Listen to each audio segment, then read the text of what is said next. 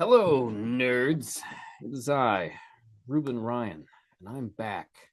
What am I back to do? Well, today I'm going to rank every comic book movie that came out this year.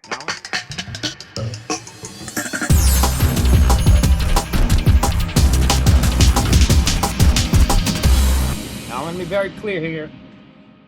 The ranking takes into consideration both my opinion of it as a piece of art, but also the amount I enjoyed it. And for this year, that is important because the amount I enjoyed things on a few of these is either overruling how well it was made or lifting it up to be better than how it was made. Now, some of these movies I have given full-length reviews for with some deeper analysis, and I'll have links as we go along to those. Some of these movies I will be talking about for the first time here. So let's get into it. I will be discussing these in the order of how entertaining I consider them, how I would rank them according to my own personal taste for comic book movies. Now, you might be surprised by how many comic book movies this came out this year. Some of them were not superhero flicks. Yes, we tell other stories with comic books besides superheroes. But let's not dilly-dally. Let's start at the bottom. What was the comic book movie I enjoyed the least? Well, if you said Madam Web, you're wrong. It was the movie Here, starring Tom Hanks, directed by Robert Zemeckis, also starring Robin Wright. The thing about this movie is that it is definitely better made than some of the movies I'm going to rank higher than it. But Jesus Christ, this film. Like, I can't even... It's not all bad. There's some entertaining parts. There's some parts that I like. However, almost none of them are the main story. You see, how do I describe it? Here was originally a very short New Yorker comic, and then it was expanded into a graphic novel. Here's how it works. The entire movie takes place in one location at different points in time, which on one level, my brain thinks that's a cool conceit. That's a great idea for an improv structure. I have an improv structure that works like that. The thing is that it focuses on a series of different story threads, and they are of varying levels of interest.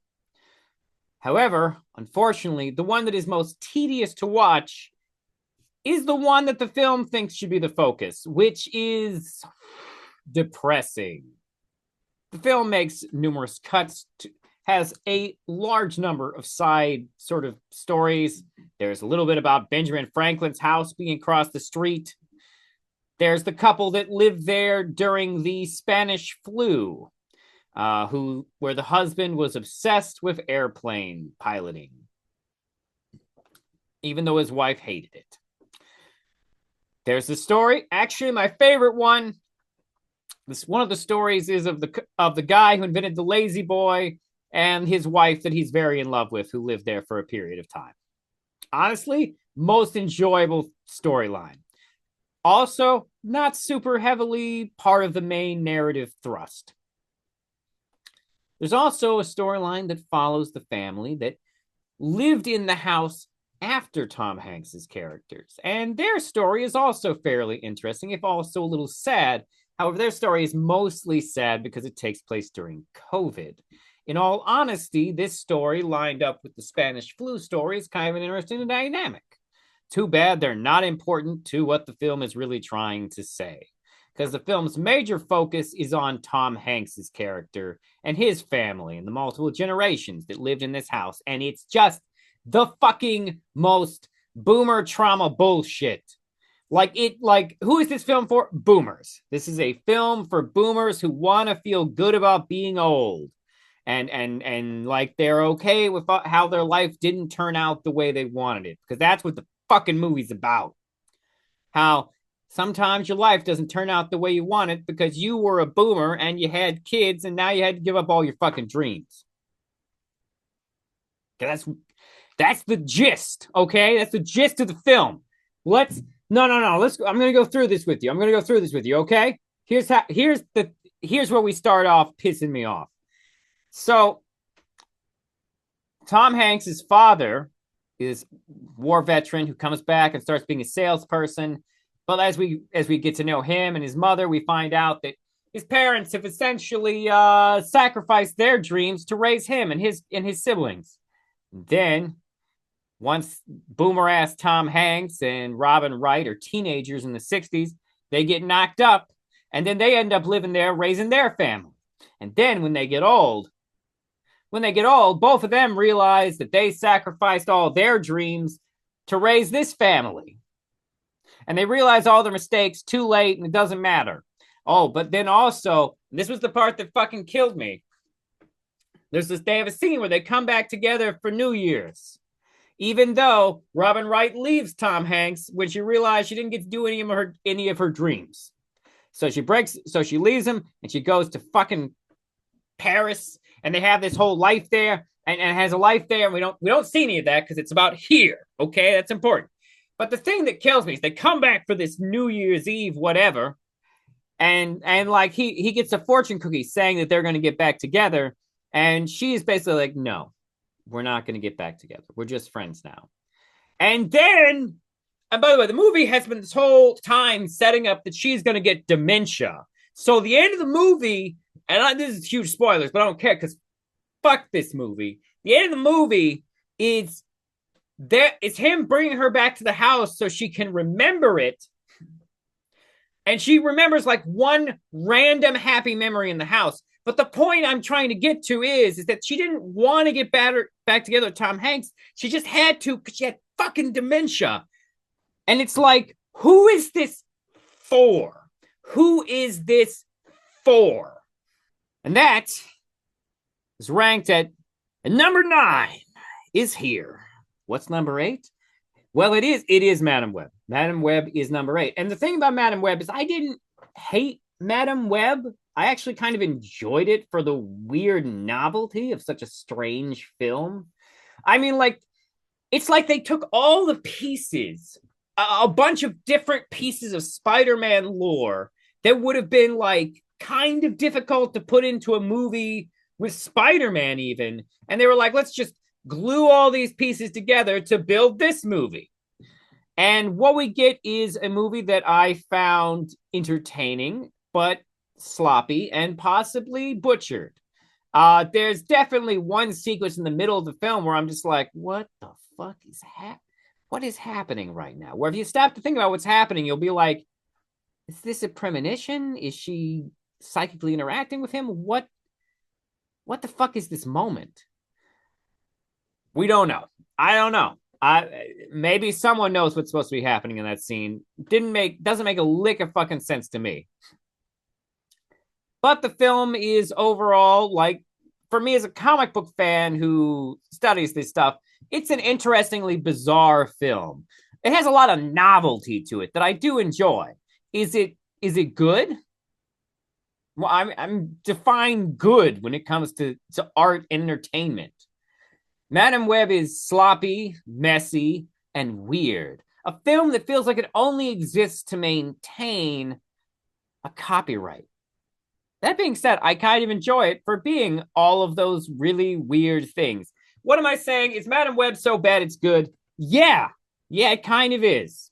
It's not the baddest thing I've ever seen, but it's got just enough what the fuck blended in with. Actually, the acting in the film is pretty good. Most of the acting is good. Adam Scott, I forget the name of the girl who plays Madam Web. All the teenage girls who are they all do a good job. I think personally. The guy who plays the bad guy, a little weird.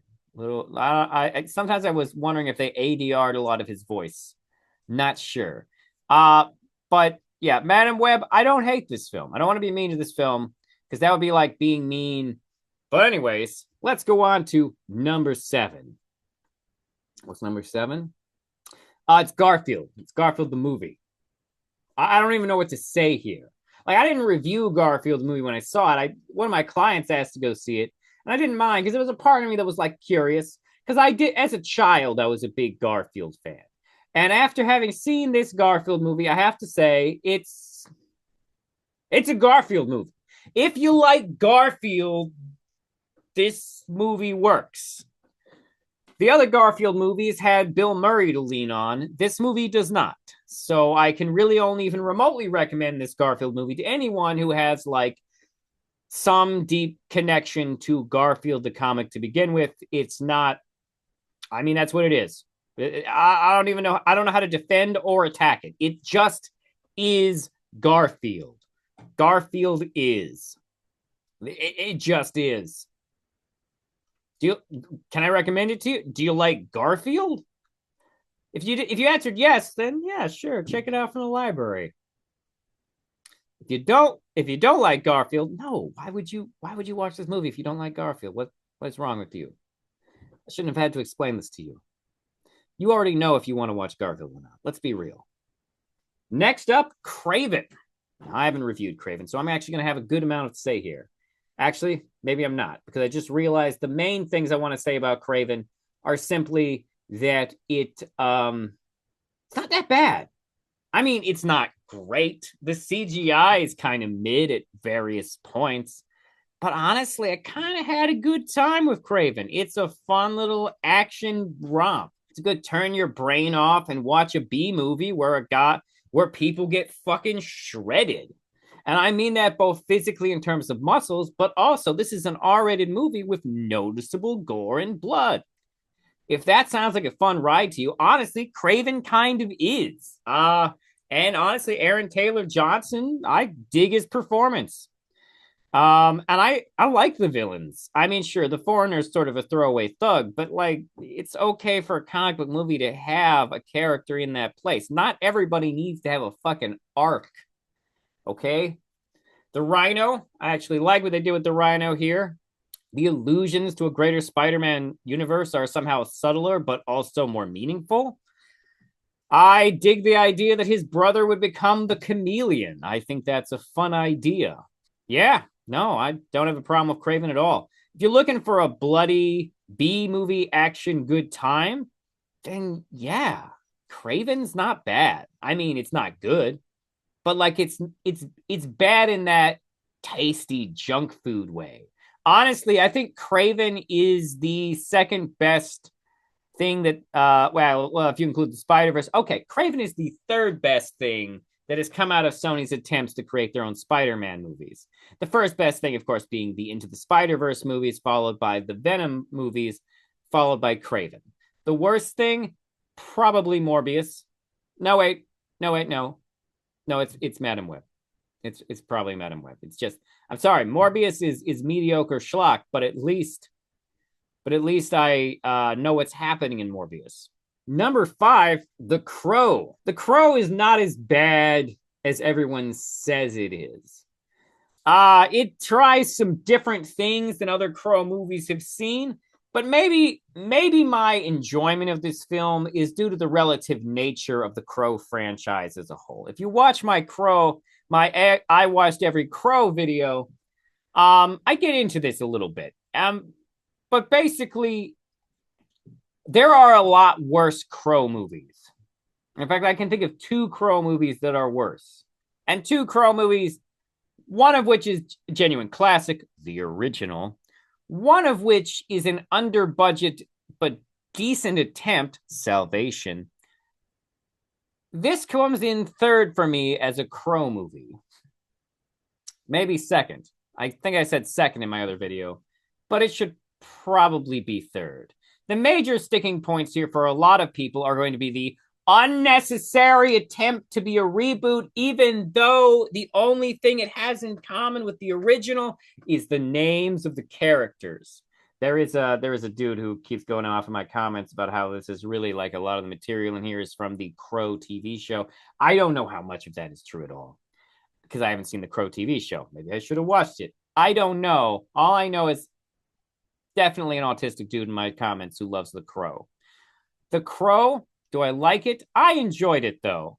It's gory. It's got better CGI than some of these movies I'm going to talk about here. It's overall a good time, or at least I enjoyed it. But like I said, that could just be because I watched Wicked Prayer right before I watched it, and I don't know if you've seen Wicked Prayer, but it is an abortion of a film. However, That brings us to number 4 in my comic book movies of the year. Now, this one, once again, is another franchise that has struggled to regain its relevancy, that also has a very goth vibe to it. Another horror hero, if you will. Of course, talking about Hellboy, the Crooked Man.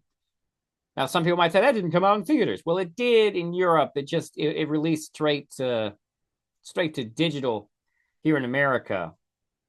I bought it for $10.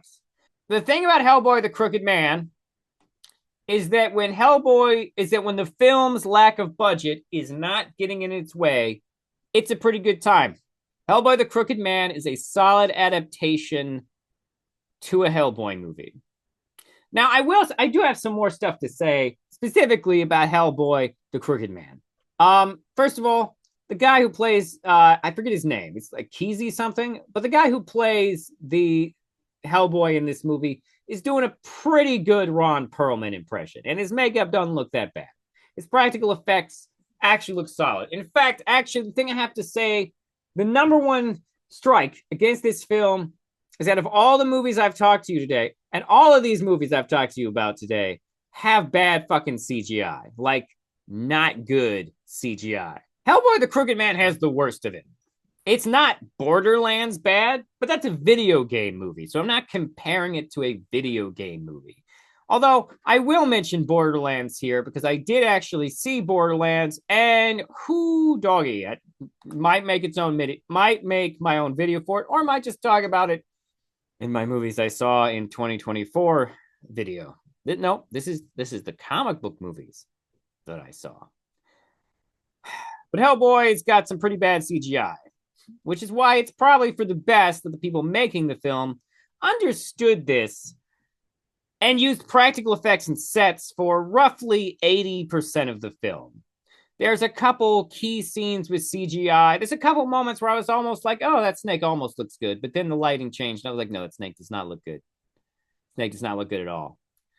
Like I said, it's not as bad as Borderlands. But the reason it doesn't look as bad as Borderlands is because Borderlands has a bunch of bullshit. It's like 90% CGI. And it all takes place in a brightly lit desert.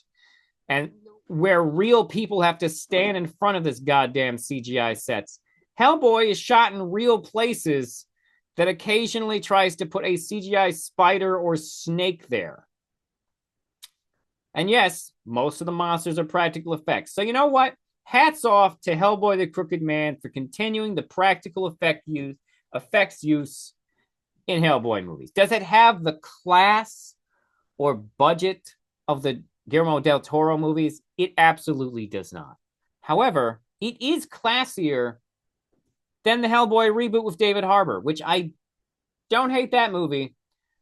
Now, in fairness, that movie also had some terrible CGI. This movie's CGI is about on par with that. However, more of that movie is CGI. That movie also, the Hellboy reboot that David Harbour starred in, that movie really was another movie that had been negatively impacted by the development of Deadpool, where they wanted the humor to sort of like take center stage. The humor in The Crooked Man is much more natural and pointing to the characters. The film itself leans a little bit more into darker horror, which is kind of nice. I honestly think that this film is worth watching if you're a Hellboy fan or into horror and don't mind some bad CGI. The film is directed by one of the two directors of Crank. And I will say that it is kind of toned down in comparison to Crank, even if it still features a lot of the postmodern touches that the directors of Crank and Happy and Gamer really liked to put into their works. It does still have a few of those moments, which I don't mind, but may be off-putting to some people. Overall, I give Hellboy the Crooked Man a thumbs up. It's like a 3.5-star movie. Venom the Last Dance, baby. Number 3. That's right. Almost by default, the second biggest comic book movie of the year. Yep, it definitely grossed more money than almost every other movie I've mentioned on this list. In fact, arguably, it probably It's probably going to make, by the time it's done, it might make more money than all of them combined. Well, no, that seems maybe not. Maybe not that much, but it's definitely made more money than any of the other movies I've mentioned individually. Not that making money is like the basis for quality. But Venom, much like the Kraven movies, are not for everyone. The Venom movies are dark humor. They are part of what I would describe as a very bisexual rom-com. I mean, it's an allegory for a rom-com, but I recently rewatched the first movie and I've realized it's a rom-com. It is a series of movies that follow a relationship. The first movie is Venom's Meet Cute with Eddie Brock, where we get to know them and meet them, and they bond and become close friends. They even have the film even features some of the same character tropes from romantic comedies and like Hallmark movies. What am I talking about? I'm talking about stuff like first kisses. Yeah, they have a first kiss. I'm talking about stuff like misunderstandings that lead to temporary breakups. Yeah, that's in the first movie. The second movie, of course, is just the middle of their relationship. It's where they're breaking down their toxic traits. Because by the time we come into Venom: The Last Dance, the relationship has been fully solidified. They've gotten over most of the toxic elements of their relationship. Most of them. They still got some of it, you know. One of them's human. But this film is about sort of like the journey of their relationship and how we watch it sort of like evolve to its final transformation, where ultimately Venom has to sacrifice. I'm sorry, that's a huge spoiler. I just dropped that right here. And even though I'm technically recommending this, look, if you like if anything I'm saying to you sounds positive, then you should definitely check out Venom: The Last Dance. I think it's a fun film. I like the Venom movies. If you don't like the Venom movies, The Last Dance will not change your mind. Number 2. You may have noticed, if you were familiar with comic book movies that came out this year, I've only got 2 movies left. And one of them is probably making you going, there is no fucking way. And one of them you're probably like, well, he's definitely holding that for number 1. Psych! Second best comic book movie of the year, Deadpool and Wolverine. Now, I know what you're saying. Now, to some of you, this will be the obvious choice of best comic book movie of the year. And maybe it is. Maybe I need to see it a third time. Now, I've only seen a few of the movies that I'm talking about here more than once. Somehow Madam Web is one of those? I don't know. Series of weird events, I guess. The other movie I've seen more than once is Deadpool and Wolverine.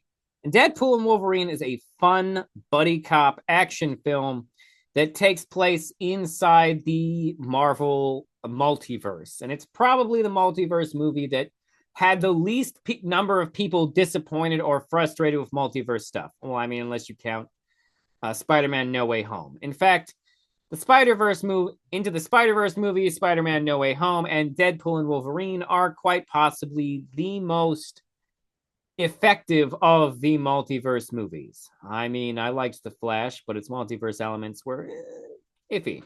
Deadpool and Wolverine is an absolute must-watch for anyone who loves Deadpool and Wolverine as characters, or MCU fans for that time. It is easily one of the most fun times I had at the movie theaters. And yes, it is better than every other comic book movie that I've mentioned. And in certain ways, it's actually probably better than the movie I listed at number 1.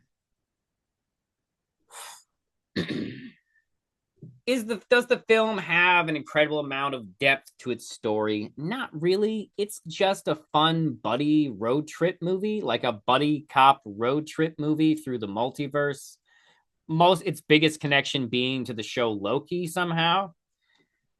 Deadpool and Wolverine is just a fun time, and it probably is going to definitely mean a lot more to people who are familiar with Wolverine and Deadpool as characters. Or if you just really fucking love Gambit and Blade.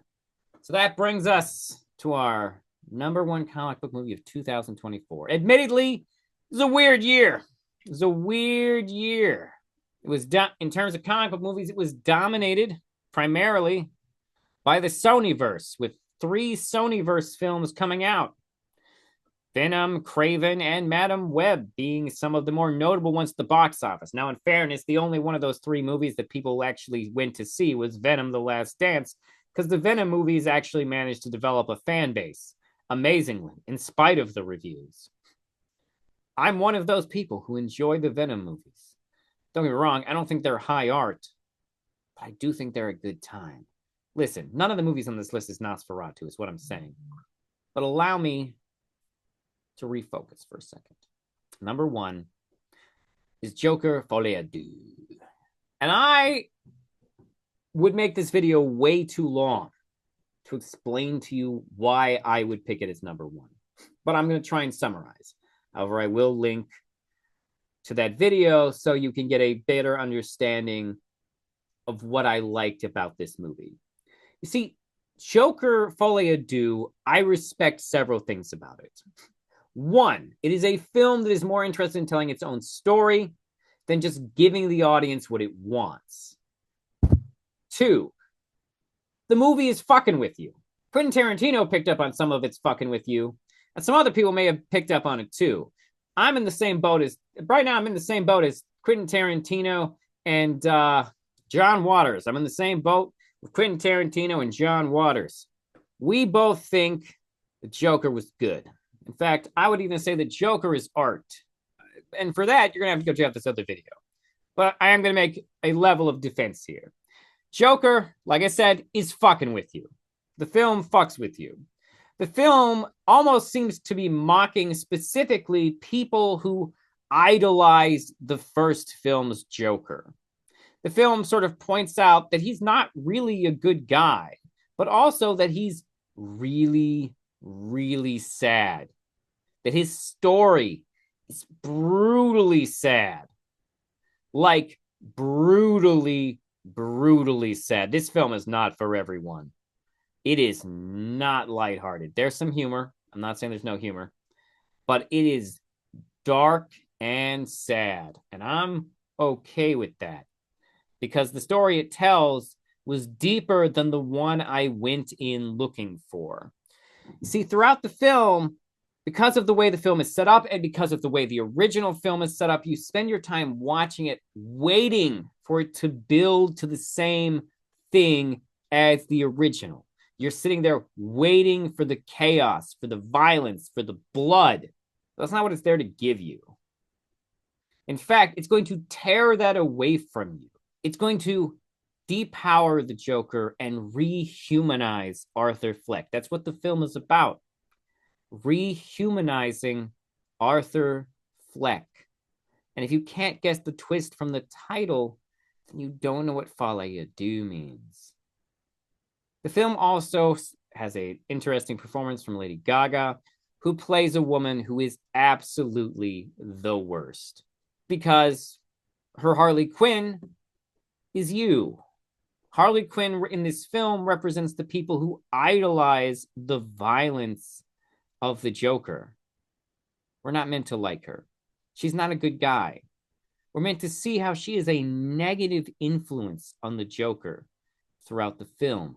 She wants the Joker to claim his violent power, and he wants to remember who he is. Honestly, the Joker is heartbreaking. And it took me a long time. It took me longer to process than most movies. But the more I thought about what I had watched, the more I realized that I actually really liked it. The more I realized that as far as its storytelling went, it was bolder than any other movie well, maybe not Megalopolis. Megalopolis might be bolder, but that's not a comic book. I highly encourage you to give Joker Folie a chance. Even if you hate the first movie. Because in many ways, this film actually makes the first movie better. It's weird, but it's also art. And I stand by that. Thank you for tuning in. I'm Ruben. And this is my ranking of all the comic book movies that came out in 2024. It is admittedly a weird fucking year with only one MCU movie and only one DC movie that is admittedly not in any part of any universe. Instead, we got a bunch of Venomverse movies, two goth indie heroes and the boomer trauma of Here. Like I said, I think Here is someone's cup of tea. Sure as fuck isn't mine. Thank you for tuning in. Please like and subscribe or ding that bell. If you liked what you saw here, you can also leave a comment. I'm also available on Spotify and wherever other podcasts are distributed. Please leave a comment. Tell me what you thought of these movies. Which were your favorites? I'm pretty confident most of you will put Deadpool and Wolverine because you're basic. You're not wrong, but you are basic. Thank you for tuning in. Have a wonderful whatever, wherever, whoever you are.